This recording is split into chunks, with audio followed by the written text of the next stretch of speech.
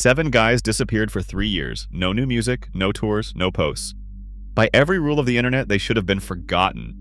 Instead, on July 25th, BTS walked onto a stage in Seoul and won the biggest prize in Korean music, Album of the Year, Daesang, for their comeback album, ARIRANG, and they did it with 0 lost audience. That does not happen by accident. That's not luck.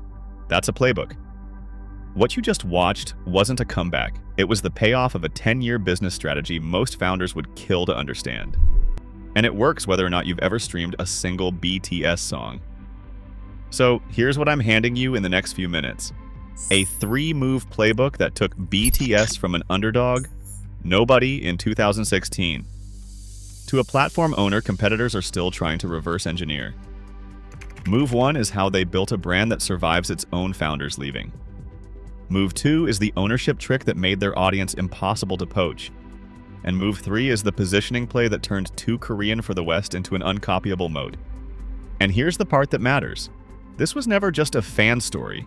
It's a business masterclass. And ARMY, you're not the audience. You're the case study. Let's break it down. Move 1. Rewind to 2016. BTS drops wings. And for the first time, an underdog agency breaks into grand prize territory. Most companies would have cashed that in. Milk the moment, ride the hype until it dies. BTS did the opposite.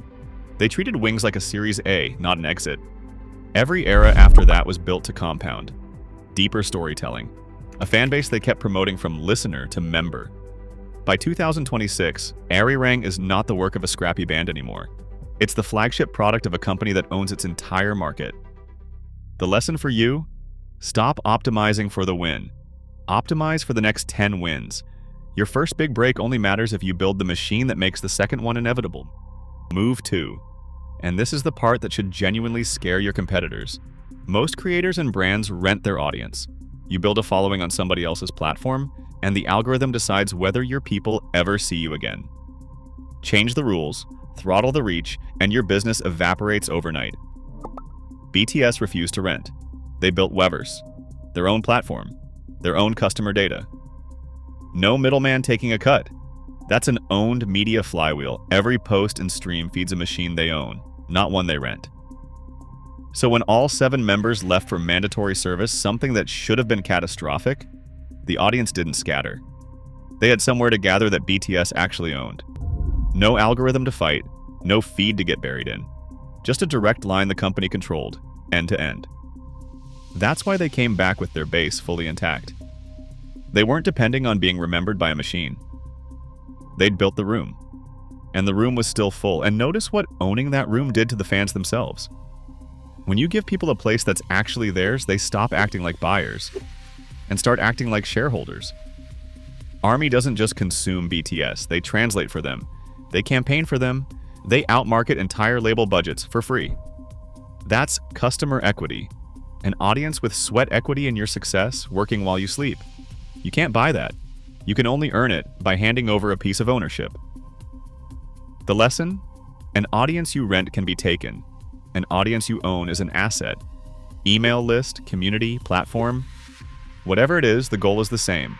Control the connection, or someone else controls your business.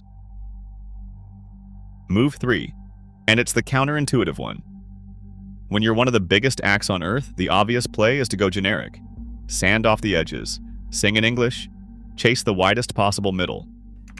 BTS did the opposite. Again, they named the comeback ARIRANG. After a centuries-old Korean folk song about longing and reunion, they leaned into the exact thing a consultant would have told them to hide.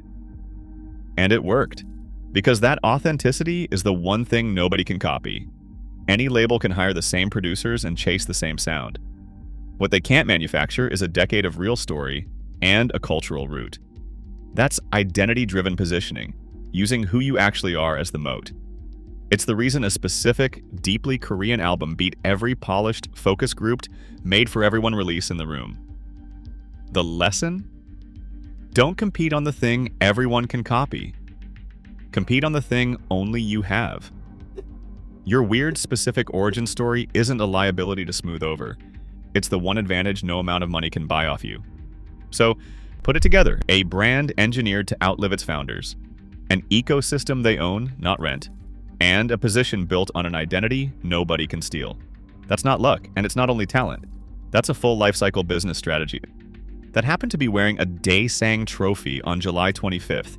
BTS didn't win Album of the Year because the fans showed up. The fans showed up because BTS built something worth owning a piece of. And that's the whole playbook.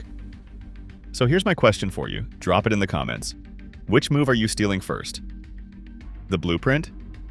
The ecosystem? Or the moat? And Army, told you. You were never just the audience. You're the lesson everybody else is trying to learn.